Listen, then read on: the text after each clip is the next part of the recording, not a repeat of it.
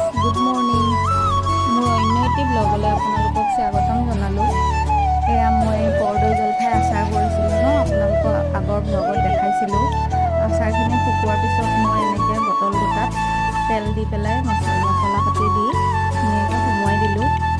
যিহেতু এতিয়া ৰ'দত দি আছোঁ আৰু আচাৰ বস্তুটো 2-4 দিন ৰ'দত ভালকৈ দিয়াৰ পিছতহে খাব পৰা। সেইকাৰণে এনেকৈ ৰ'দত দি শুকুৱাই আছোঁ আচাৰখিনি। নাজানো আৰু খাবলৈ কেনেকুৱা হয়, ভালেই হয় নে বেয়াই হয়, আৰু এতিয়ালৈকে খোৱা নাই।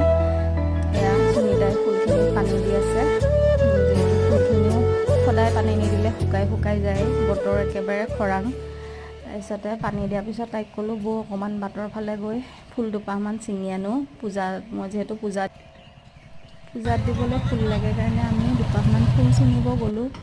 মই আনিবই নোৱাৰিলোঁ, বহুত ওপৰত আছে যে। আজি